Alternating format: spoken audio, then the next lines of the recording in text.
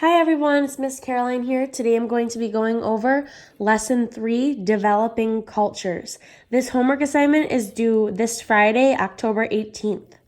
All right, before we start, let's review our vocabulary. The first one is culture, which is the way in which individuals and groups react to their environment. So we've talked a little bit about the different things that play into culture. When you did your All About Me's, we went over this, as well as when we were talking about global scholars.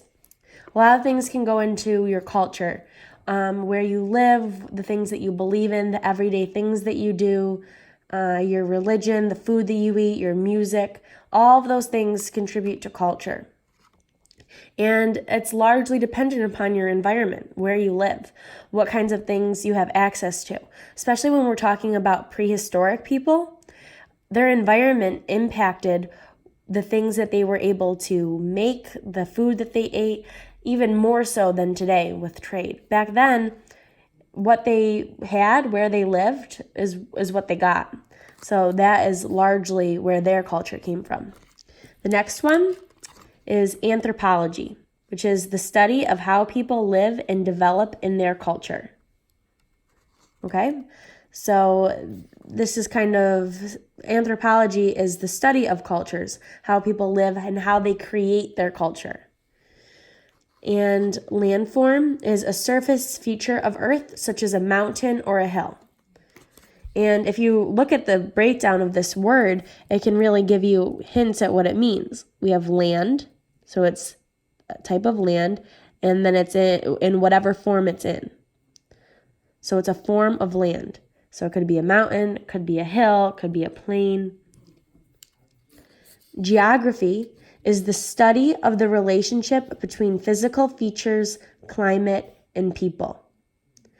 So based on what landforms are around, based on the climate, which we remember from last lesson, is the weather over a long period of time, and the people. So those things together, their relationship is what geography is. And for diverse, it says different. I'm not a huge fan of this definition because I don't think that it gives you the full scope of what diverse means. Diverse is variety. So if we talk about our school, we have a diverse student population because we have students from all over the world, all different countries, different cultures. So different is part of the definition, but you're also thinking about variety. There's a lot of different groups of people, a lot of unique perspectives, or in whatever you're referring to. So here we're going to be talking about a diverse group of people, so you can think about it just like our school. We have a diverse student population because we have people with a lot of different backgrounds. All right, so I'm going to review what we have in front of us. So we went over our vocabulary words, which are bolded throughout here. And I also see that our headings are contacting cultures, cultures develop, and prehistoric art. So I can already get a picture in my head that we're going to be talking about cultures, maybe how they communicate with each other, or the different cultures that exist during this time period, how cultures developed, and prehistoric art. So that kind of gives me an idea of the time period. We're still talking about prehistory. Remember, prehistory is before they had systems of writing. Okay, so there was no reading or writing at this time. So we're going to learn a little bit more about the cultures of prehistoric peoples and how we learn about them without having anything written that they left behind. Okay. So let's look at our questions. Number 1, we have main idea and details. So this should be super familiar to you because we do this in ELA. So here the main idea is given to us: during the late Stone Age, complex cultures developed. So they weren't simple, they weren't basic. There were a lot of working parts. They were more complex. This is our main idea. So now I know that the main idea of this passage is going to be that during the late Stone Age, complex cultures developed. And I need to find 3 details to fill in. So just like our other 2 lessons so far, I'm going to save this one last. We need to read the whole thing before we can figure out what the details are to support the main idea. But I can already get in my head, let's see, there's 3 headings and there's 3 spots for details. So maybe I can get 1 detail from contacting cultures, 1 detail from cultures developed, and 1 detail from prehistoric art. All right. Number 2 is what is culture? We've already gone over that one in the vocabulary. Number 3, what encouraged the development of culture in the Americas? So in reading this question, I see the word develop, the root word of development in culture. Develop culture. And look, right here, cultures develop. So I already know that I'm going to be looking, for number 3, I'm going to be looking right here. That's going to be somewhere in here. And we have our word for culture. That's the first word of our entire thing. So we're going to be getting our answer for number 2 right in here. I already know this before I'm even starting to read. And what artifacts tell us the most about prehistoric cultures?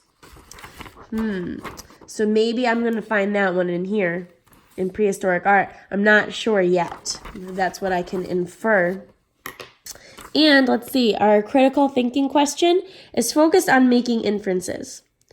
How did landforms and climate influence cultures? Use the word geography in your answer. Okay, geography. And I have landforms and climate, and that makes sense. If I'm going to be talking about landforms and climate, it makes sense that I have to include geography in my answer, because geography is the study of the relationship between physical features, climate, and people. And a physical feature is a landform. All right, so we already have a good idea of what's going to be expected of us just by going over this. So let's dive into the reading, okay? So remember, if you're at home doing this with me, make sure that you're tracking along as I do it. So your finger is here just like me, so you're following along with the words as I read them, okay? Contacting cultures. Culture is the way people react to their environment. It includes a people's technology, customs, beliefs, and art. Anthropology is the study of how people live and develop in their culture. Cultures are affected by climate, plants, animals, and landforms. Landforms are the physical features on the surface of Earth. Geography is the study of the relationship between physical features, or landforms, climate, and people. At the end of the Stone Age, there were several diverse or different groups of people living in the Americas. Each group had its own culture. Each culture depended on resources available to it. Cultures used the plants, animals, and landforms in their areas. Cultures living in the desert used desert plants to make goods, such as baskets. Cultures living near mountains often used rocks to make tools and weapons. Fishing developed in cultures living near lakes or oceans. Villages began to form after people learned how to grow crops. During the Ice Age, a group of hunter-gatherers in Asia seemed to have developed boating skills. They might have migrated to islands in the Pacific. These people may have sailed to and contacted peoples living in the Americas.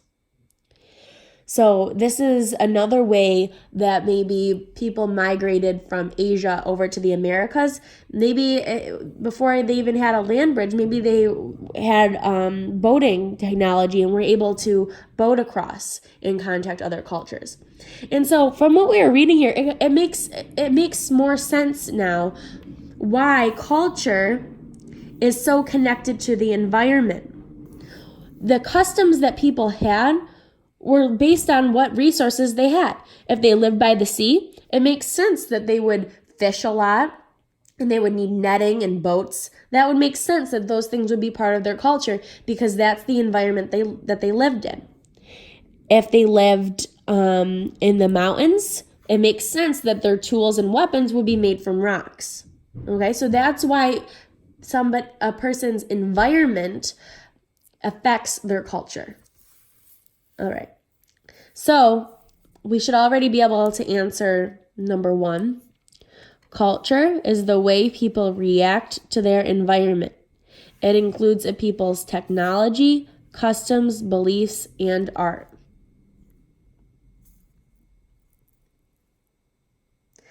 So see how when we read about it, it adds a little bit more than this definition did because it puts it in context for us.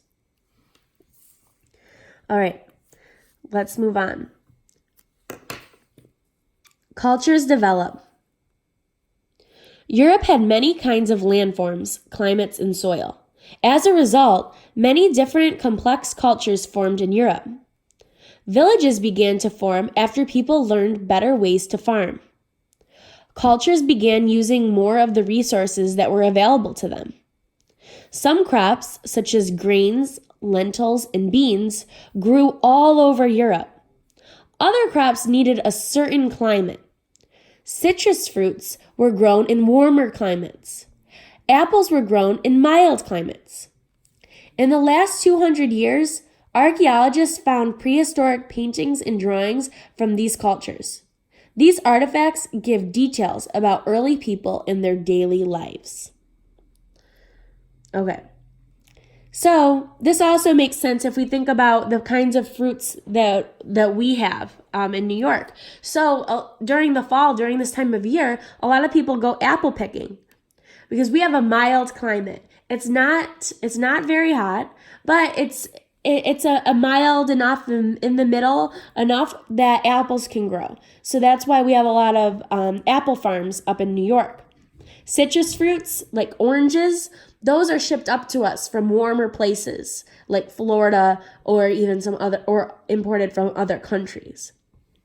So some things need certain climates. They need a certain temperature in order to grow. All right. So our question here was, what encouraged the development of culture in the Americas? Well, Europe had many kinds of landforms, climates, and soils. As a result, many different complex cultures formed in Europe. Okay, so we can get our answer from right up in here. Also, villages began to form after people learned better ways to farm. All right, so there's a diverse array of landforms, climates, and soil. That helped complex cultures form. And villages began to form after people learned better ways to farm.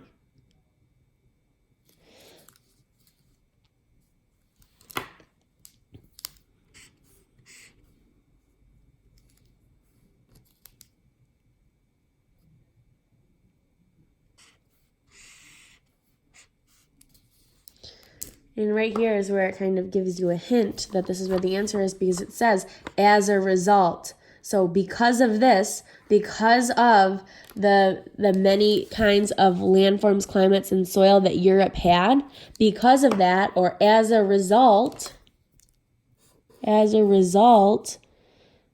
many different complex cultures formed in Europe. All right. And our last one here, before our critical thinking question, what artifacts tell us the most about prehistoric cultures? So we kind of have a hint down here. In the last 200 years, archaeologists found prehistoric paintings and drawings from these cultures. These artifacts give details about early people and their daily lives. This leads us into this last paragraph here. Prehistoric art. Prehistoric cave paintings tell us the most about prehistoric cultures. Bam! That says it right to us. What artifacts tell us the most about prehistoric cultures? Prehistoric cave paintings tell us the most about prehistoric cultures.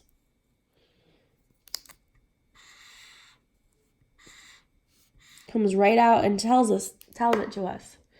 And it even kind of restates it in its own way. All right.